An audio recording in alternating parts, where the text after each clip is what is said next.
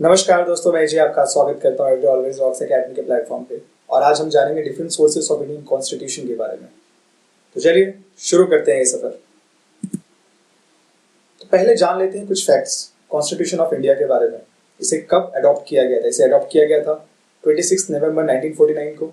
ये फोर्स में आया 26 जैन 1950 को।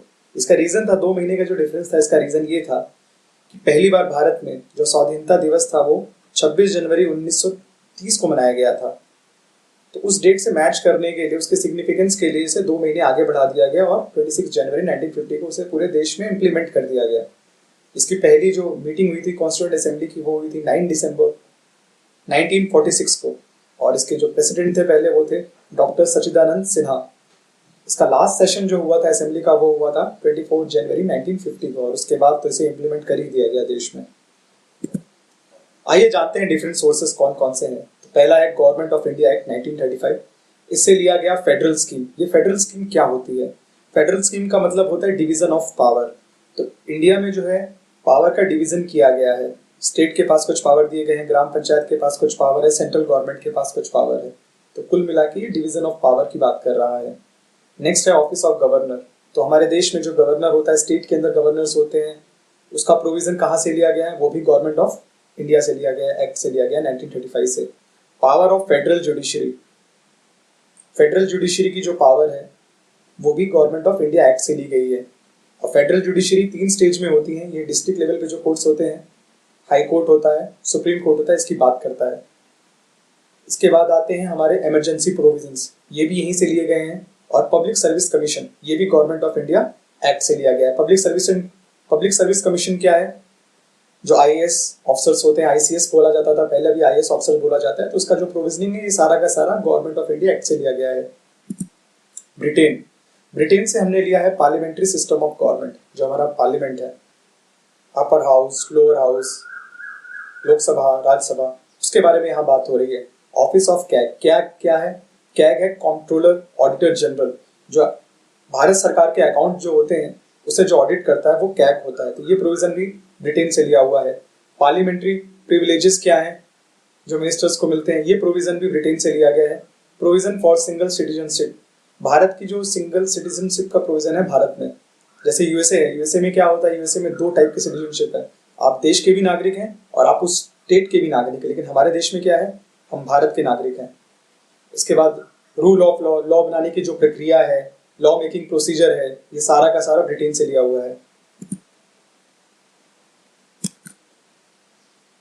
इसके बाद देखते हैं नेक्स्ट कंट्रीज से हमने क्या क्या लिया हुआ है। तो देखते हैं यूएसए से हमने क्या लिया है। तो यूएसए से हमने लिया है इंडिपेंडेंस ऑफ जुडिशरी। कि जुडिशरी जो है वो इंडिपेंडेंट है, किसी के अधीन नहीं है। जैसे मान लीजिए पार्लियामेंट ने कोई रूल बनाया, कोई लॉ बनाया, वो अनकॉन्स्टिट्यूशनल है, तो जुडिशरी क्या है? उसको रोक सकती है, मना कर सकती है, रोक लगा सकती है इस रूल के ऊपर। Judicial review. जुडिशियल रिव्यू क्या है? मान लीजिए पार्लियामेंट ने कोई लॉ बना दिया, कोई रूल बना दिया, कुछ नया एक्ट लेके आई, जैसे अभी सीए के ऊपर लोग बोल रहे थे गलत है, क्या है। तो उसमें क्या है कि अगर किसी इंसान को लगता है गलत है तो वो कोर्ट में जा सकता है और दरवाजे जुडिशियल रिव्यू के लिए ओपन है। जुडिशियल रिव्यू सिंपल वर्ड्स में अगर देखा जाए तो ये है कि कोई भी लॉ अगर अनकॉन्स्टिट्यूशनल है तो उसके ऊपर कोर्ट स्टे लगा सकता है। फंडामेंटल राइट्स, ये प्रोविजन भी यूएसए से लिया हुआ है। हमारे जो मूलभूत अधिकार है, मौलिक अधिकार है, वो प्रोविजन हमने यूएसए से लिया है। Removal of SC and HC जजेस। हाई कोर्ट और सुप्रीम कोर्ट के जजेस को हटाने का क्या प्रोविजन है? इसके लिए सिंपल प्रक्रिया है, इम्पीचमेंट होता है, डायरेक्ट नहीं हटा सकते हैं। इम्पीचमेंट होगा पार्लियामेंट के अंदर, हाउस में इम्पीच किया जाएगा, वो प्रक्रिया है, वो आगे पढ़ेंगे हम उसके बारे में। प्रियम्बल भी हमने यूएसए से लिया हुआ है। फंक्शन ऑफ वाइस प्रेसिडेंट के क्या काम होते हैं, क्या करना है, ये सारा प्रोविजनिंग यूएसए का है। कनाडा। कनाडा से हमने क्या लिया है? कनाडा से हमने लिया है फेडरेशन विद स्ट्रॉन्ग सेंटर। इसका मतलब है कि भारत में जो केंद्र सरकार है उसके पास सबसे ज्यादा पावर है। आप देख सकते हैं 3 प्रकार की लिस्ट होती है। एक यूनियन लिस्ट होती है, एक स्टेट लिस्ट होती है और एक कंकरेंट लिस्ट होती है। तो यूनियन लिस्ट में सबसे ज्यादा सब्जेक्ट होते हैं। और स्टेट लॉ के ऊपर भी अगर नेशनल इंटरेस्ट में कोई रूल बनाना है तो राज्यसभा के द्वारा 2/3 मेजोरिटी जिसे कहते हैं, स्पेशल मेजोरिटी के द्वारा एक लॉ पास किया जाएगा और यूनियन गवर्नमेंट स्टेट लिस्ट के ऊपर भी सब्जेक्ट बना सकती है नेशनल इंटरेस्ट के ऊपर। तो कुल मिला के ये कहा जा सकता है कि सेंटर गवर्नमेंट को स्ट्रॉन्ग रखा गया है यहाँ पे। और ये प्रोविज़न हमने कनाडा से लिया है। इसके बाद आ जाता है आयरलैंड। आयरलैंड से हमने लिया है directive principle of state policy. Method of presidential election. Presidential election का मेथड क्या है? जैसे प्रेसिडेंशियल इलेक्शन में क्या होता है, डायरेक्ट हम प्रेसिडेंट नहीं चुनते हैं। प्रेसिडेंट कौन चुनता है? हमारे द्वारा चुने हुए जो रिप्रेजेंटेटिव हैं उनके द्वारा चुना जाता है president. Nomination of member to Rajya Sabha by president, ये प्रोविजन भी आयरलैंड से लिया हुआ है। Weimar constitution of Germany. Weimar constitution जो है जर्मनी का था, और यहाँ से हमने लिया हुआ है कि जब इमरजेंसी लगाई जाती है देश में तो फंडामेंटल राइट को सस्पेंड कर दिया जाता है। जैसे कि हमने देखा था 1975-76 में जो इमरजेंसी लगी थी उस टाइम पे, और उस टाइम पे क्या हुआ था, प्रोविजंस हटा दिए गए पूरी तरीके से। और बाद में जो गवर्नमेंट आई, मोरारजी देसाई गवर्नमेंट, उन्होंने बोला कि नहीं, कुछ आर्टिकल्स हैं इन्हें आप नहीं हटा सकते। वो कौन से आर्टिकल्स हैं? जो हैं पर्सनल सेफ्टी, लिबर्टी, इनके ऊपर है। तो उनके बारे में हम आगे पढ़ेंगे जब हम आर्टिकल की सीरीज अपनी पढ़ेंगे। ऑस्ट्रेलिया। ऑस्ट्रेलिया से हमने लिया है लिस्ट, कॉन्करेंट लिस्ट को लिया है हमने, idea of the concurrent list. अब ये कॉन्करेंट लिस्ट क्या होती है? कॉन्करेंट लिस्ट वो लिस्ट होती है जिसपे यूनियन गवर्नमेंट भी अपने लॉ बना सकती है और स्टेट गवर्नमेंट भी अपने लॉ बना सकती है। मैंने आपको बताया था 3 टाइप की लिस्ट होती है, यूनियन, स्टेट और कंकरेंट। तो कंकरेंट लिस्ट पे जो सब्जेक्ट्स होते हैं उस पर दोनों लोग बना सकते हैं। इसके बाद आ जाता है south Africa.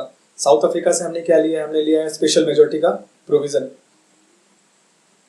Amendment with 2/3 majority in the parliament and election of the members of Rajya Sabha on the basis of proportional representation.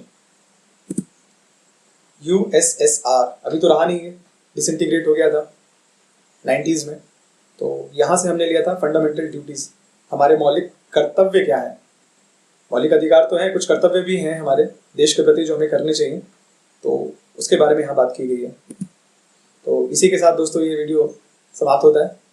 जल्दी मिलेंगे एक नई वीडियो के साथ, और अगला वीडियो जो हमारा होगा वो भी काफ़ी इंटरेस्टिंग होगा। तो दोस्तों अगर आप हमें YouTube पे देख रहे हैं तो लाइक, शेयर, सब्सक्राइब करना ना भूलें। बेल आइकन ज़रूर दबा दें हमारे आने वाले वीडियोस के लिए। और अगर आप हमें फेसबुक पे देख रहे हैं तो पेज को लाइक करना ना भूलें। ट्विटर और इंस्टाग्राम का लिंक आपको डिस्क्रिप्शन में मिल जाएगा वीडियो के। और एक चीज़ आपसे कहना चाहूँगा, जितना हो सके हमारे चैनल को सब्सक्राइब करें, ताकि इससे हमें मोटिवेशन मिले कि हम आपके लिए नए से नए वीडियोज़ बनाते रहें और आप तक इन्फॉर्मेशन पहुँचाते रहें। हमारा जो गोल है